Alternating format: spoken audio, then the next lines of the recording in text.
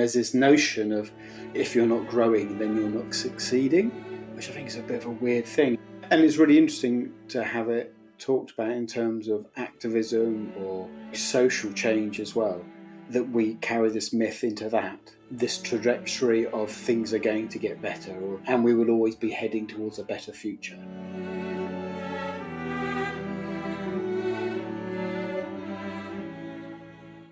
Welcome to this first episode of Series 2 of the On Being Human podcast. In this series, we are exploring the myth of progress. This is a theme that came to Rob and I as we were having a conversation about witnessing how we become personally attached and also in our businesses and in our communities to this idea of growth. That there is always more, better, something to move towards that seems to be on some sort of linear path. And we question that. We had an interesting conversation about why is it that in our own lives we don't seem to follow the sequence of the natural world, which we know is much more cyclical. So this series will explore a few conversations with different humans and their impressions or ideas around this idea of progress, how they relate to it personally and maybe professionally. Now, Rob, as we were having that conversation, you immediately thought of Margaret Wheatley's work. Would you like to introduce it to our listeners? Yeah, there's a book that Margaret Wheatley wrote called Who Do We Choose to Be? And I can remember reading it and being impacted by it because it challenges that narrative of linear growth. I'm not going to read the whole chapter, but there were a couple of bits that I think really jumped out. So many of us are motivated to do our best as leaders and good people because we assume that human societies and our species are on an upward evolutionary path, always improving. The idea of progress is a very recent addition to human thought, appearing in the 17th century, reaching full bloom in the 19th century, and then severely challenged by the 20th century's wars that killed more than 100 million people. Progress as a concept or direction does not appear in other cultures, or even in Western thought until 300 years ago.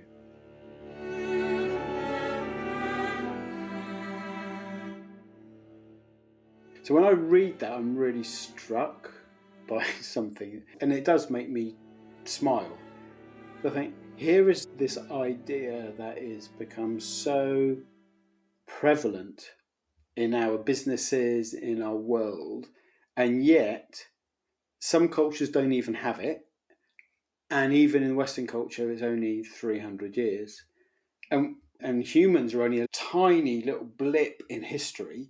And yet in that tiny blip, 300 years is nothing.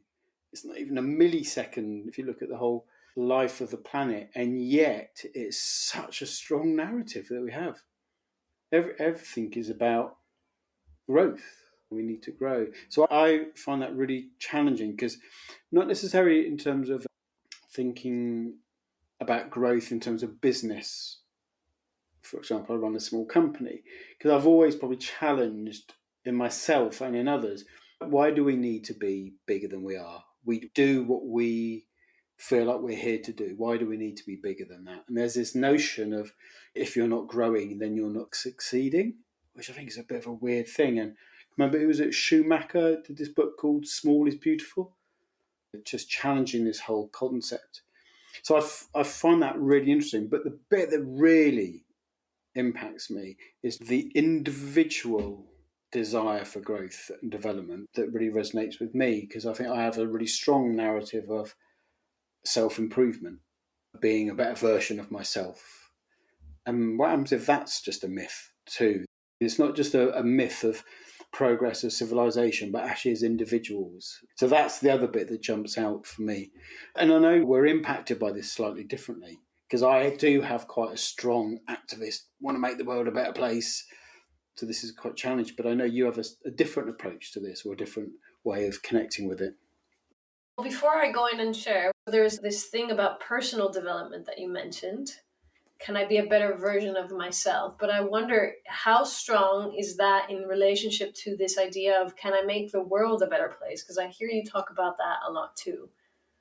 I suppose the two are connected. Is if I am a better person, if I develop and I'm a better person, then I can help the world become a better place. I think the two are connected for me. And other times they're totally separate. But then you also have a very strong narrative about sitting here wasting my time is not okay, because I need to always be out there making the world a better place. Yeah, and which brings a real pressure with it. And it's really interesting to have it talked about in terms of activism or social change as well, that we carry this myth into that as well, that it's not just about growth in terms of business or society, it's about this trajectory of things are going to get better, and we are heading in that direction, and we will always be heading towards a better future. I know this is also implied that there's something always to strive for, right? So I'm going to dedicate my long hours because in the end it's going to have a positive net impact on the world. I think that's also a part that she's challenging. And I question it with you because I think that highlights really well for me where maybe the differences between you and I are, like individually. So I'm not sure that I've ever really felt a strong pull inside of me about making the world a better place. I probably do have the voice of, can I improve? But I think it's really interesting that I don't have the itch of, the world isn't okay as it is right now and it needs to be better and I need to go out there and I need to make it better. I don't feel it that much, and sometimes it's an uncomfortable thing to not feel, because for me at least, I can feel almost ashamed. Am I then not engaged? Do I not care about the suffering of the world? I care deeply about the suffering of the world. I just wonder about the motion towards trying to impact the world positively, if that's the right response. So I think the difference is, for me, is that actually everything that I believe in and everything that I want to bring out into the world is about how can we be at peace right now, in this moment, with ourselves, with the world as it is. Somewhere underneath that, I still believe that when the agitation in us, then life will appear as better, if you want to use that language, because it's more calm and more peaceful and more connected and more present and more alive. And for me, that is progress. If I'm going to talk about progress at all, then I think progress is us feeling better, like general being, which starts inside of us. It may be an internal process more so than an external process. I think we will see a different external world when we change the inner relationship to it. For me, it makes sense that progress is a myth. Progress is not really even a story I believed in to begin with.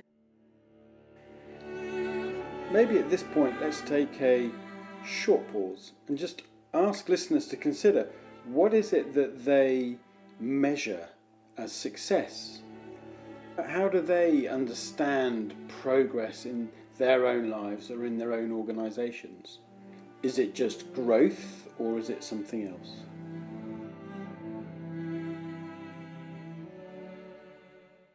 This is where we have quite a different starting place from this. She mentions later on in her chapter, she says that this idea gained ground in the West because of the advent of spectacular machines and great advances in science. And then she says it was also supported by Christianity's orientation towards an end to time, that there was something we were heading towards.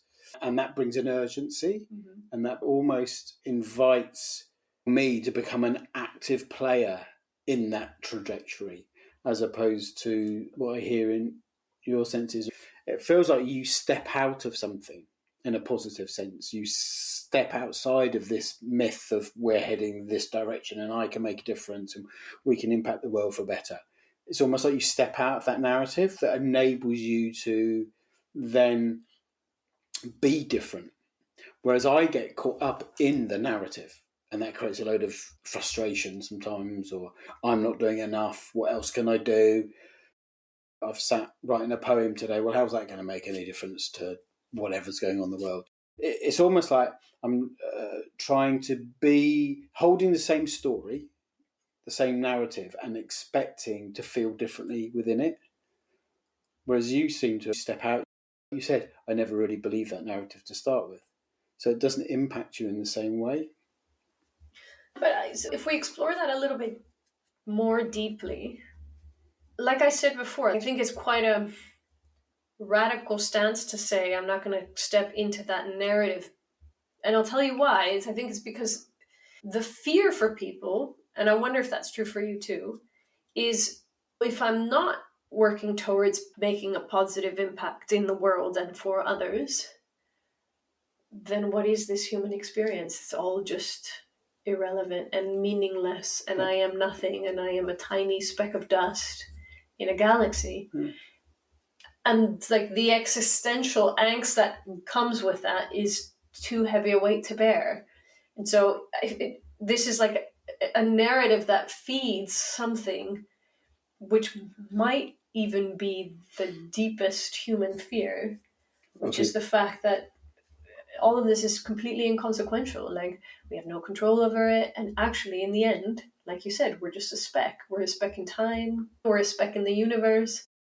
The whole thing about existential philosophy and therapy, do you know what I mean? They talk about these fundamental fears of significance and insignificance.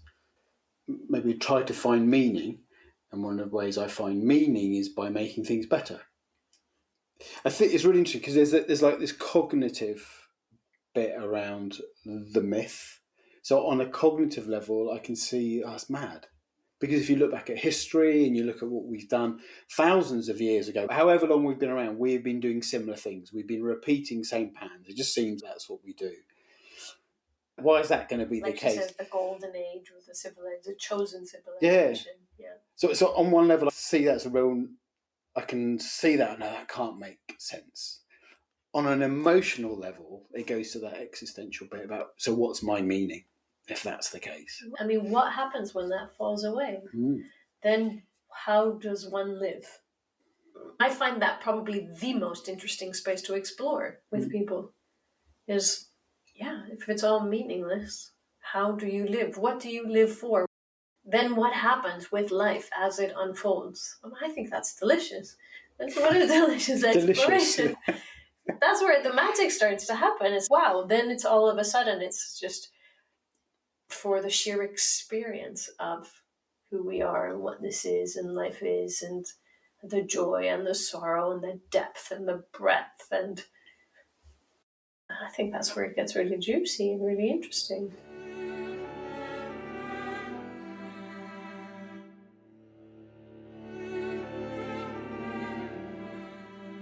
That is quite, in the way that you've said it, is quite counter our general narratives in the Western world.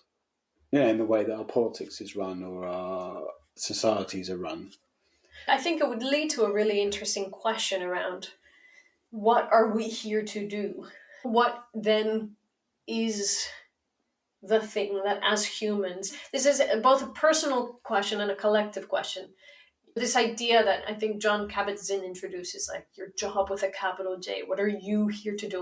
We talk a lot about what is your unique thing that you're here to bring to life.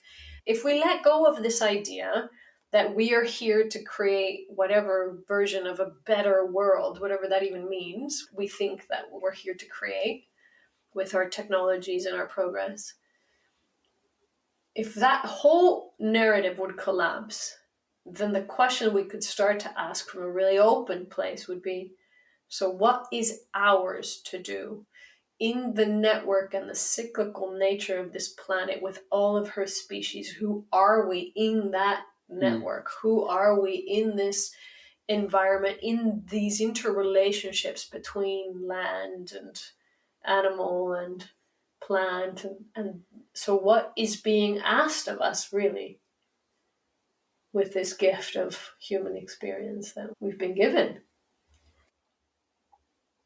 Can we read one more part of what she writes, or two little short parts of the myth of progress that Margaret Wheatley introduces, just for the listeners, and also because the things that she says, I think, raise a lot of really interesting questions. The deceit we are engaged in is that we think we are special, that we can transcend history, alter the seasons, and ignore the arrow of time. And the second bit is, the very innovations that gave capacity end up destroying the civilization. People fail to notice or blindly ignore that these technologies are destroying and persist in relying on them until it's too late. And the question it raises in me is like, what is ours to do while we are in the collapse of a civilization? How then do we best live? Is there something that we can do to prolong the collapse? Is that even something we wish to do? Or is that also countering a natural cycle that is going to happen? It would be try to be like, let's stop winter. We can't stop winter. It's just a natural season. Because that puts us firmly back inside a natural cycle that is not influenced by our own myths. It feels like we've separated ourselves out from that natural thing. And I think there's two traditions that actually probably influence this for me. One is coming from a Judeo-Christian tradition where this whole idea of people being chosen is really emphasised. So it's almost, it builds into this myth. We are the special people. We are the chosen people.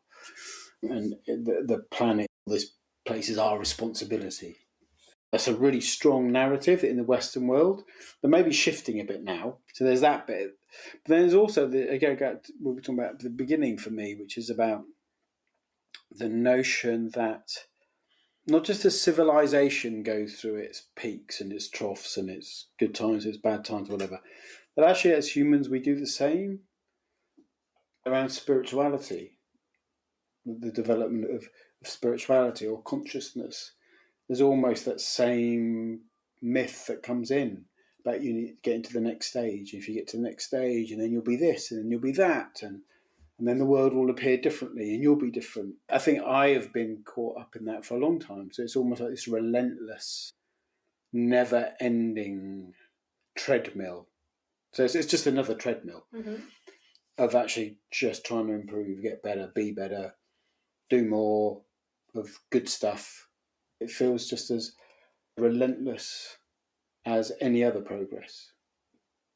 The very technology that we think is advancing us is the very thing that actually undoes us in the end. If we look at things like industrial revolution in the Western world, then the arguments around the improvement of standards of living and creation of wealth, and yet that's the thing that we're paying for now in the West, the whole world, around fossil fuels. So it is the consequence. But if we learn to do that better, then that's just what happens. Or what if we would just sit with what does it mean to personally and collectively winter well? I find it fascinating, and I wonder if these two things are related. I have no idea what happened exactly 300 years ago that this myth of progress infiltrated our thoughts and our collective psyche. Was it also related to the way that we started shifting our relationship to death and dying? Yeah, and because I find it a really striking parallel that I feel like culturally in today's modern societies, we have a very bleak relationship to death and dying. It's not necessarily an honored process so much. Something to be avoided at all costs. Yeah, and kept away from us yes, as long as we even long put as old possible. people away from ourselves and society, as just on a golf course or in a home somewhere, and they're taken care of, but we don't have to look at them, so that we don't have to be reminded in some ways. That makes it really stark, but I think that we do that to a certain extent. And so I wonder if an invitation is to start to shift our relationship to death and dying. And even within ourselves, I have to be always at the top of my game, at the peak of my performance, at the top of my energy levels. And what would it be like when, like now, I'm feeling fluish and have a cold and I'm quite stressed and actually I need a lot of rest. And what would it be like if I just learned to be with that better, be kinder to that, just sit with that more, start to do that at an individual level, and then start to do that at collective levels of what happens when we just start to winter well. As opposed to thinking that we have a plethora of self-help books that are always about not wintering well, but somehow learning to avoid the feeling of needing to winter.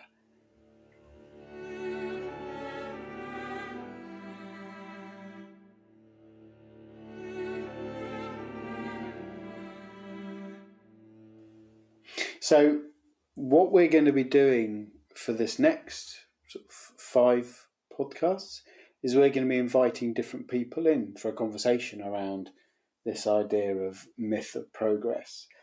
And some of them may be basing it on reading this chapter from Margaret Wheatley, others won't be. And we're not coming in with the assumption that everybody's going to think about this in a particular way. Today I've noticed that we have different relationships with this myth of progress, and I'm probably a bit more attached to it than you are. So I feel the wrestle in me and the struggle in me of letting go of that. And do I want to let go of that? So we hope that you will join us for the rest of this series on the myth of progress.